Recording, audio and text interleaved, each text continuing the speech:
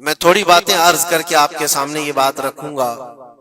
اللہ کے نبی صلی اللہ تعالیٰ علیہ وسلم نے اس حرمت والے مہینے کی فضیلت بھی بیان فرمائی، اور اس محرم میں حضرت حفصہ رضی اللہ تعالیٰ عنہ جو حضور کی زوجہ ہیں، وہ فرماتی ہیں رسول پاک صلی اللہ تعالیٰ علیہ وسلم 4 عمل زندگی میں کبھی ترک نہیں کرتے تھے، چھوڑتے نہیں تھے۔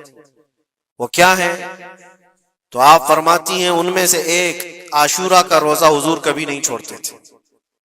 عاشورہ کا روزہ رسول پاک صلی اللہ تعالیٰ علیہ وسلم کبھی ترک نہیں فرماتے، اس کی بڑی فضیلت ہے۔ یہ عاشورہ کیا ہے؟ 10ویں محرم کے دن کو عاشورہ کہا جاتا ہے، بڑا تاریخی دن ہے، اور بلکہ اللہ کے نبی صلی اللہ علیہ وسلم نے یہ بھی فرمایا قیامت بھی اسی دن کو آنے والی ہے۔ 10 محرم الحرام ہوگی اور جمعہ کا دن ہی ہوگا، جس دن سور پھونکا جائے گا اور پوری دنیا فنا کر دی جائے گی اور قیامت کا منظر قائم ہو جائے گا۔ عاشورہ کا دن آتا ہے تو اے مومنوں، سب کے سب اللہ کی بارگاہ میں دوڑ آ جاؤ، عبادت کے لیے لگ جاؤ، اور اس دن یہ یاد کرنا چاہیے کہ یہی وہ دن ہوگا جب ہمیں بارگاہ رب العزت میں کھڑا کیا جائے گا۔ اولین سے لے کر آخرین تک جتنے بھی پیدا ہوئے اس روئے زمین پر سب کو اٹھایا جائے گا، حساب و کتاب ہوگا، اور وہ 50,000 سال کے برابر کا ایک دن ہوگا۔ اس دن کو یاد کر کے عاشورہ کا اہتمام کرنا ضروری ہے۔ عاشورہ میں تو ویسی یادگاریں بہت ہیں۔ آدم علیہ السلام کے متعلق ان کی توبہ اسی دن قبول ہوئی۔ نوح علیہ السلام کی قوم پر جو عذاب آیا تھا طوفان کا، وہ طوفان نوح سے کشتی کو جو نجات ملی نوح علیہ السلام کی، وہ بھی عاشورہ کا دن تھا۔ سیدنا یونس علیہ السلام کو مچھلی کے پیٹ سے باہر نکالا گیا، وہ بھی عاشورہ کا دن تھا۔ موسیٰ علیہ السلام کو فرعون سے نجات دی گئی، فرعون غرق ہو گیا، پانی میں ڈبو دیا گیا، وہ بھی عاشورہ کا دن تھا۔ بہت ساری اس طرح کی تاریخی چیزیں عاشورہ کے دن، لیکن یہ ساری تاریخوں پر ایک تاریخ غالب آ جاتی ہے، وہ رسول اللہ کے نواسے کی قربانی کا دن، اس لیے کہ وہ پوری امت کو ہلا دینے والا حادثہ ہے۔ نبی آخر الزمان صلی اللہ تعالی علیہ وسلم نے اپنے اس لخت جگر کو، اپنے اس نور نظر کو، جس کے لیے اپنے سجدے لمبے کر دیا کرتے تھے، جانتے ہیں آپ حضور پاک صلی اللہ علیہ وسلم کے ایک بیٹے تھے حضرت ابراہیم، اور یہ اسی زمانے کے ہیں جب حضرت امام حسین بھی پیدا ہوئے تھے، اور حضور کی گود میں آپ کے اپنے بیٹے بھی تھے۔ حضور صلی اللہ تعالی علیہ وسلم کے وہ ایک ہی بیٹے ہیں جو 6 مہینے تک زندہ رہے۔ حضور صلی اللہ علیہ وسلم اپنی گود میں بٹھا کر انہیں پیار کر رہے تھے، اور امام حسین کو بھی گود میں رکھے ہوئے تھے۔ ایک طرف نواسا ہے اور ایک طرف بیٹا ہے۔ جبرائیل امین نے آ کر کے عرض کیا اللہ کے نبی صلی اللہ علیہ وسلم سے، کہا رب تبارک و تعالیٰ کی منشا یہ ہے کہ ان دونوں میں سے آپ کسی ایک ہی کو رکھ سکتے ہیں۔ اللہ کے نبی صلی اللہ علیہ وسلم نے امام حسین پر اپنے بیٹے کو قربان کر دیا۔ کہا اے جبرائیل، حسین کو رہنے دو، اس لیے کہ یہ میری آنکھوں کا بھی نور ہے اور فاطمہ کی آنکھوں کا بھی نور ہے۔ پھر چند ہی دن کے بعد حضرت ابراہیم کا انتقال ہو گیا۔ آپ اندازہ کریں جس حسین اعظم کے لیے رسول پاک صلی اللہ علیہ وسلم نے اپنے بیٹے کو قربان کیا، اور مدینے کی گلیوں میں جس کو اپنے کندھوں پر اٹھا کر سوار کرتے تھے، امام حسین حضور کے صلی اللہ تعالی علیہ وسلم کے کندھوں پر سواری کیا کرتے تھے۔ دوش نبوت جن کی سواری ہو، اندازہ کر سکتا ہے کوئی؟ اس حسین اعظم کے چرچے مدینہ طیبہ میں بچپن میں ہی عام تھے۔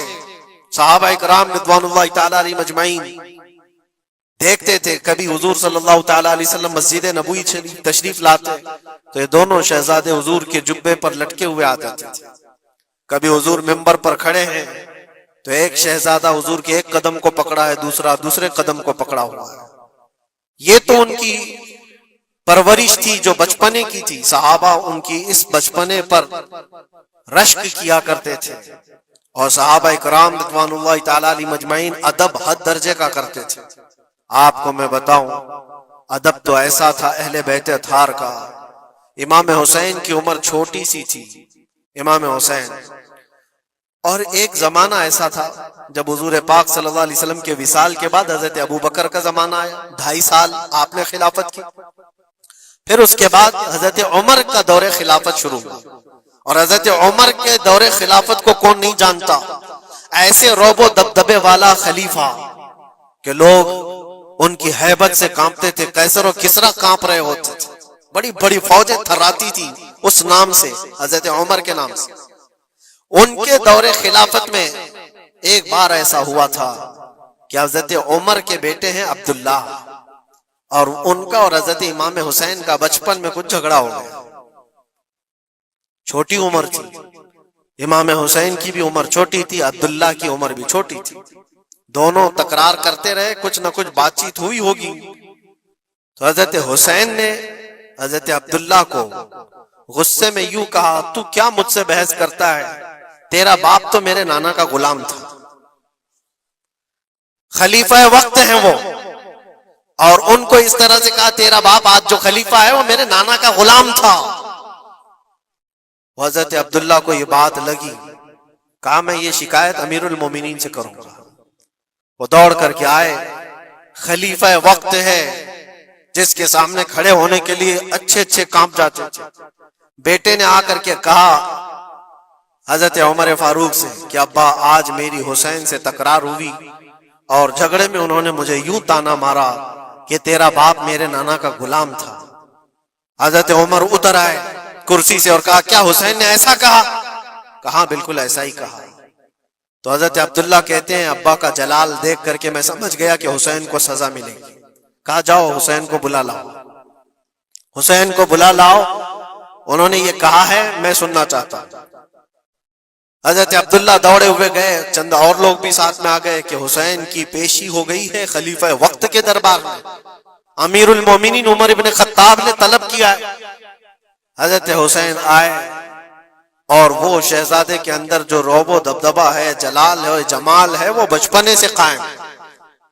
رسول اللہ صلی اللہ علیہ وسلم کا لعاب پاک جس نے پیا، خلیفہ وقت کے سامنے آ کر کھڑے ہوئے۔ حضرت عمر نے پوچھا حسین میرے بیٹے کو کیا آپ نے ایسا کہا ہے کہ تیرا باپ میرے نانا کا غلام تھا؟ حضرت حسین نے کہا ہاں میں نے کہا ہے۔ ڈر کس بات کا، خوف کس بات کا؟ جو کہا ہے وہ کہہ رہا ہوں، ہاں میں نے کہا۔ حضرت عمر نے کہا کیسے کہے بتاؤ، کس طرح سے تم نے کہا تھا، بول کے بتاؤ۔ حضرت حسین نے کہا میں نے عبداللہ سے یہ کہا تیرا باپ میرے نانا کا غلام تھا۔ حضرت عمر نے کہا اور ایک بار بولو۔ حضرت حسین نے پھر کہا عبداللہ تیرا باپ میرے نانا کا غلام تھا۔ حضرت عمر نے کہا اور ایک بار بولو۔ 3 بار بولنے کے بعد ان کے دونوں بازو پکڑ کر کے گھٹنے زمین پر ٹیک دیا۔ حضرت امیر المومنین کہتے ہیں میری بخشش کے لیے تمہارے جملے ہی کافی ہو گئے، آپ نے جو مجھے سند دی ہے اے حسین بس یہ جملہ کل قیامت کے دن بھی کہہ دینا، جب میرا حساب ہو رہا ہو تو اتنا کہہ دینا عبداللہ کا باپ عمر میرے نانا کا غلام تھا۔ اس لیے کہ رسول کریم صلی اللہ علیہ وسلم نے فرمایا ہے الحسن والحسین سیدہ شباب اہل الجنہ، حسن اور حسین جنتی جوانوں کے سردار ہیں۔ یہ جسے اجازت دے دیں وہ جنت میں چلا جائے گا، جسے یہ کہہ دیں وہ کہ یہ میرے نانا کا غلام ہے۔ مجھے بتاؤ میرے عزیزو، اس حسین اعظم کی بات میں کر رہا ہوں، وقت کا باروب خلیفہ امیر المومنین عمر ابن خطاب جن کے سامنے گھٹنے ٹیک کر کے بیٹھے اور کہے یہ جملہ دوبارہ کہو، ان کا مقام کیا ہو سکتا؟ حد درجے کا ادب صحابہ اکرام کے اندر تھا۔ اور ایک مرتبہ ایسا بھی ہوا تھا، حضرت عمر ممبر پر کھڑے تھے، حضرت امام حسین اپنے گھر سے دوڑتے ہوئے آئے۔ یہ وہ منظر تھا جب انہوں نے اپنے نانا کو ممبر پر خطبہ دیتے ہوئے سنا ہے۔ زمانہ انہوں نے آنکھیں کھولی ہیں حضور کی گود میں، بچپنا پایا ہے رسول اللہ کے گھر میں، اور دیکھا ہے سب سے پہلے خطبہ دیتے ہوئے تو اپنے نانا کو دیکھا تھا، لیکن جب رسول کریم صلی اللہ علیہ وسلم کی وفات ہو گئی تو پورا اندھیرا سا چھایا ہوا تھا۔ حضرت امام حسین ان کے متعلق ہے کہ ایک بار حضرت عمر ممبر پر کھڑے تھے، وہ دوڑتے ہوئے آئے مسجد میں، حضرت حسین کو ایسا لگا کہ رسول اللہ خطبہ دے رہے ہیں۔ وہ یادیں کہاں سے جاتی جو رسول اللہ کو خطبہ دیتے ہوئے دیکھا تھا۔